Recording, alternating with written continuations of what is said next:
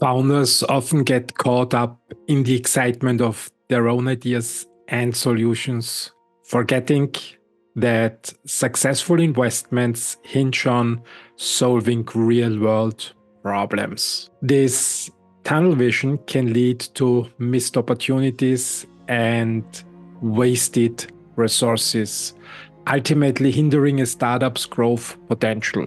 In this insightful clip from a podcast, Luis Pareras, a seasoned investor, reveals a key principle many founders simply overlook. He emphasizes the importance of prioritizing problem identification over solution creation, providing invaluable advice for aspiring entrepreneurs and investors alike. He explains why understanding and tackling these core problems is key to securing investment and achieving long-term success. Let's dive into Luis's insights on this vital investment principle.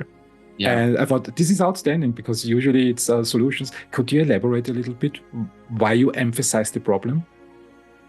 Yeah, there's two types of companies or investments an investor can make, right? Some people find a problem and come up with a solution, and that's one type of companies. People that have found a solution to a problem, right?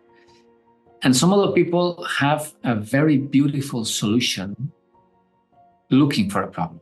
It is not the same, and the problem is essential. To me, the secret of having a return, if you want to make money by investing, you need to invest in something that solves a big problem. But if you want to make really an immense amount of money, what should you do? Well, invest in something that solves a very, very, very big problem, right? So to me, problems are essential, right? And the problem in our field in biotech is precisely the clinical need. You're trying to solve something that is happening to a patient, right? And then you think is, can we be disease modifying here by making this investment? Does this science, this potential new drug, bring a solution to this problem? Meaning, can we change the natural history of the disease? And then the disease needs to be somehow unsolved, because if it were solved, the investment wouldn't make sense. You see what I mean? So, a side note, maybe I'm rambling a little bit. I love to ramble, but the side note of this is that in our field, in leading edge, in biotech and deep tech, right, there are literally no rules, no mentors. You cannot go to someone to ask if this is a beautiful solution, right? But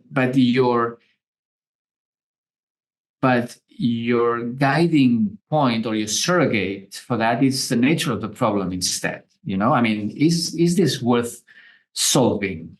And there's another principle I love. I try always to be guided by beauty. Okay, when a scientist comes up with a beautiful solution to a problem that makes sense from a biological perspective, has a strong biological rationale, and it looks beautiful. At least sometimes it looks beautiful to me. Beautiful is the right word. Typically, I think it is. Beautiful correlates with truth here. It is true, And so this principle of looking into the problem, it's not that the solution is not important. The solution needs to be beautiful, needs to be elegant, needs to make sense. But the problem still, it's the most important part. I could tell you, if you tell me what you want to solve, I could tell you right away, half of my investment decision could come from what you're looking forward to solve. It's as easy as that. So, yeah.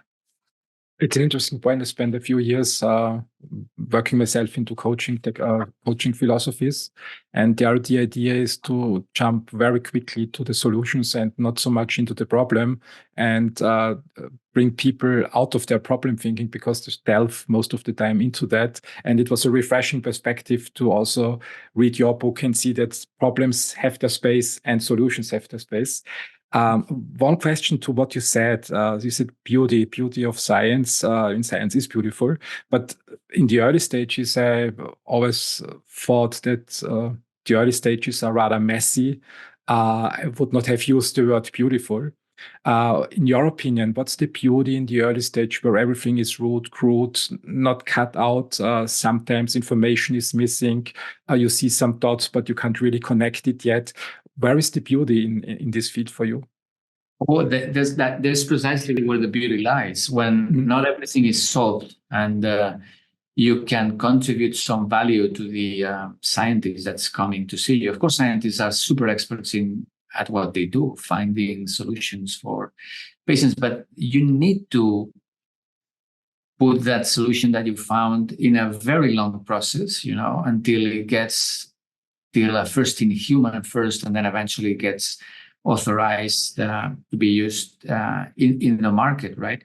So this, there are lots of pieces of the puzzle missing, right? Especially at the beginning. But precisely what excites me the most is solving the puzzle, working together with the entrepreneur, which has a great mind for science, but maybe he's not that trained in seeing how this science could translate into a drug and into something that captures value, and helping scientists in solving that. I think that's what I love the most.